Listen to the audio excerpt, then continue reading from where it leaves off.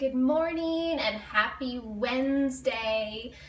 So glad to be with you here today. And today we're going to be talking about when you want to quit. And I just want to encourage those of you out there who maybe you're just feeling really discouraged and you're tired and you're weary and you're just ready to quit.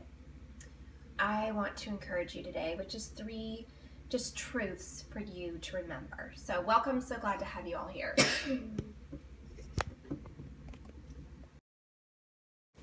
Have my little co-host with me this morning, and does anyone notice anything different about him today?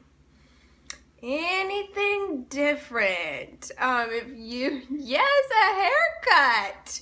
If you saw my Instagram yesterday, you saw that his sisters decided to try out the trimmers because they thought that they were broken, and they didn't realize that when trimmers are buzzing, they're actually cutting. So he came in and they didn't even realize that they'd actually cut it, but he had this huge strip right here, and so you got a new haircut, didn't you? Yeah, we were at least glad that they didn't have it on the setting. It was like it was a 4 attachment versus if they had it on a different attachment, they would have just shaved all the hair off. So anyway, that was our funny adventure yesterday, and they learned very quickly that they should not be experimenting with the hair trimmers without permission. And I told them to! You told them to? Yeah, I think it was they all conspired together, but yeah, someone asked, how are you feeling? Good. You weren't up at all with asthma last night, were you? Yeah. Looks like you had a little bit of a bloody nose, though. Yeah. Yeah, I know. Okay, you gonna go? You gonna go now? What? No. Yes. Okay, Mama's gonna do our scope. Oh, he had something to tell you. Okay, what are you gonna tell them? That I got in beginner 2 last night. You got in beginner 2 on swimming last night, and he was very. Oh, do you want to tell him about it? Well, we got 25 minutes late, and my coach was seeing if she could get me in the next class, and she got me in the next class, but it wasn't in beginner 2. It was in beginner 2. So you got to be in beginner 2. Good job. All right. They're saying congratulations. Okay. You go have your, I don't know, are you doing your chores? No. Okay. All righty.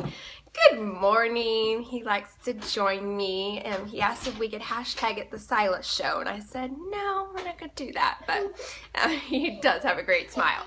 Okay, so welcome. So glad to have you all here. My name is Crystal Payne, for those of you who might be new, and that was my son Silas, and I have 2 other girls. So Catherine is 11, Caitlin is 8, and Silas is 6, and we live in the Nashville, Tennessee area, and I've been married to Jesse, my husband, for 13 years, and so if you see Jesse Payne popping up in the comments, that is my husband. I guess yesterday I missed it, but he left a comment totally hitting on me, like combining all the trolls, what they said, like, you have gorgeous eyes, baby, something or other, and I guess a lot of people were trying to block him because they thought he was a troll. So if you see Jesse Payne making snarky comments or hitting on me, that is my husband. So we live in the Tennessee area, and we are Nashville, Tennessee area, and we are self-employed entrepreneurs. And I am the founder of the blog MoneySavingMom.com. So we will, without further ado, let's jump into, yeah, he's allowed to hit on me. So yesterday, actually, so I did the filming with Dave Ramsey's office. Speaking of which, if you want to see the behind the scenes, so Brian on my team and then Catherine, they were with me, and they took a lot of video. I said, hey, do you want to take like do one Periscope? And they took a lot more than one. So there's a lot of video there if anyone wants to see the behind the scenes. So it was a fun experience. My website is MoneySavingMom.com. But anyway, so we were getting ready to leave and to go home, and Jesse had been out with Silas at swimming, and Caitlin at her ice skating, and I guess he has a tracker on my phone, a GPS on my phone, so he can see where I am. So he thought, oh, oh, she's still at Dave Ramsey's. And so he drove up, and there was hardly anybody else out in the parking lot, and we were walking to Brian's truck, and he drove up and he like hollers out the window. So I'm like, really, you know, hey, sexy woman. And I'm like, oh my goodness, like who is yelling at me? And then I turned around and realized it was my husband. So freaked me out for a minute. But yes, so my husband is quite out there with how much he loves me, and I think it's fantastic, but sometimes just a little bit embarrassing, but it's good. I'm happy for him to embarrass me like that. So anyway, all right, we are back to what we're actually going to talk about today, and that is when you want to quit. And I don't know about you, but there are days when it's hard. Life is hard, and there are struggles, and I posted 2 things on my Instagram the last 2 days to just kind of give you a little peek into our home and some struggles that we've been going through. And one is with parenting. We have a particular child who did something a couple days ago, and another person came to us and told us about it, and it was very discouraging as a mom when your child does this thing that you're just like, I know they're not supposed to do that. And when they do that, you know that they're kind of in direct disobedience, and it's like a rebellious sort of thing, and just sort of like, I'm gonna do whatever I want to do. And as a mom, you just feel so discouraged because you feel like, what am I doing wrong? And I can't trust my child, and you have this guilt. And so I just was thinking of that and just wanted to share this with those of you who might just be feeling discouraged today. So I want to share with you 3 truths for you when you feel like you want to quit. Number 1 is you are not alone. I think that a lot of the time we trick ourselves into thinking that we're the only people who are struggling with certain things, that we're the only parent who has that child. I have a child who is that child. Someday I'm going to write maybe a book on this.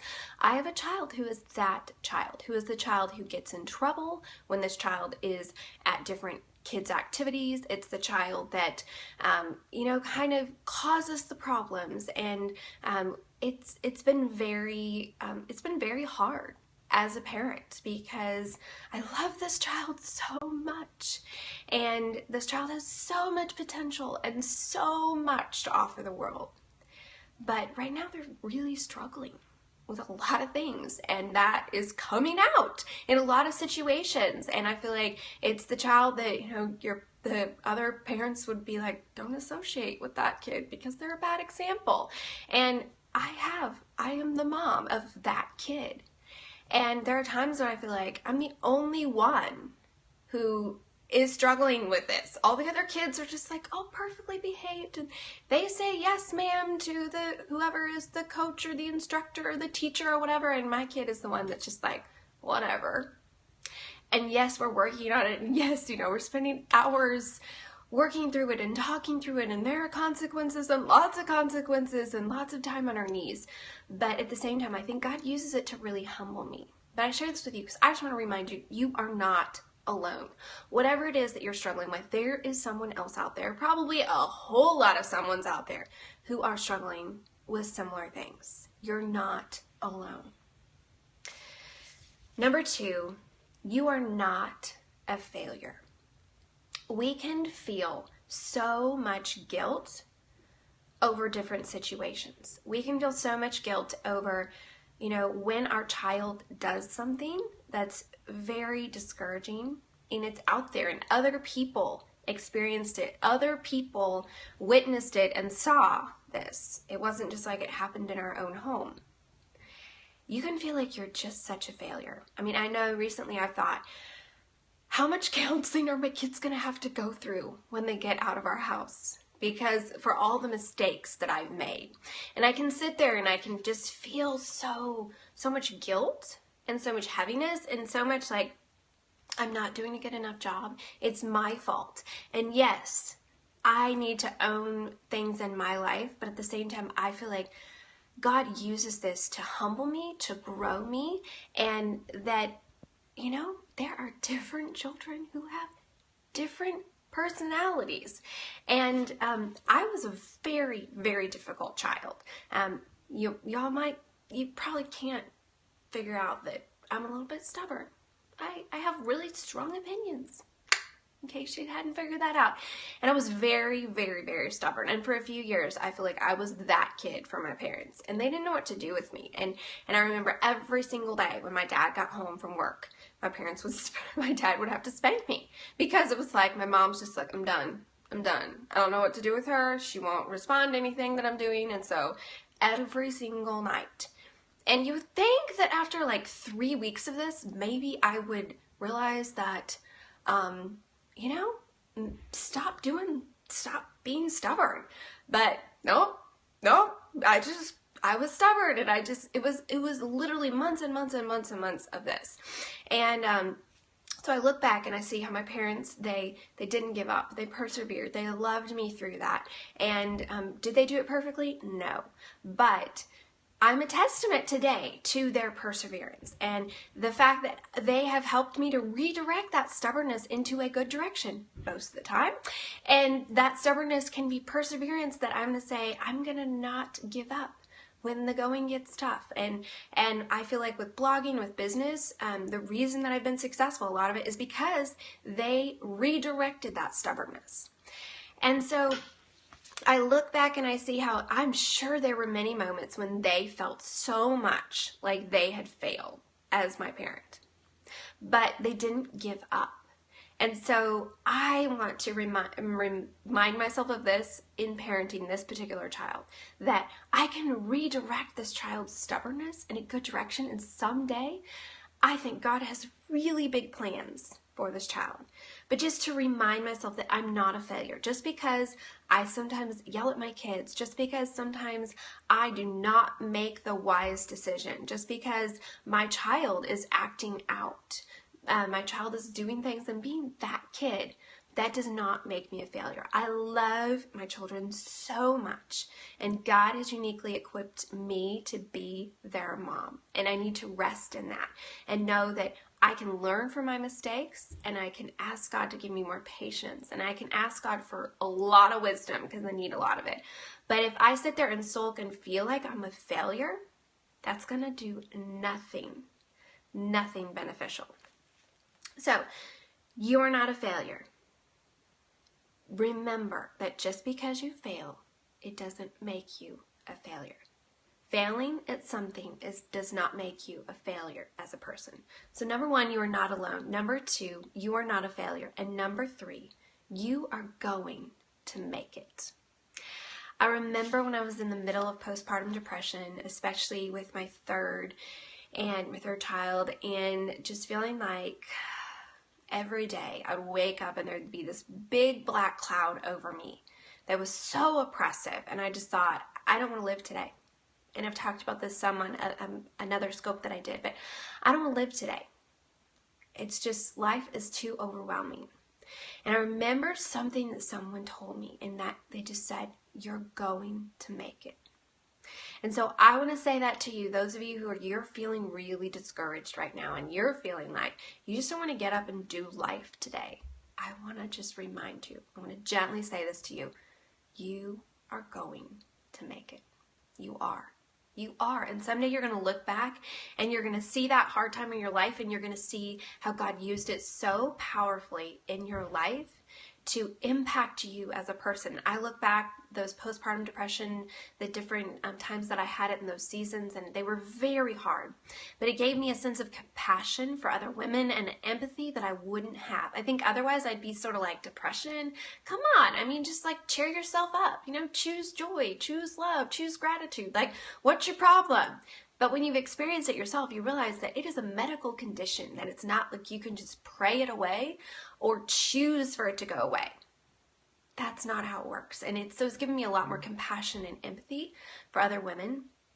And it also, I feel like, has just humbled me, because I really feel like I kind of went into marriage thinking, I got this, and having kids thinking, I got this. And like my first 2, you know, there were hard things, but I feel like when I just had the 2, I was kind of patting myself on my back, like, I'm a good mom, you know, they're tiny little, but I'm a good mom, like, I got this.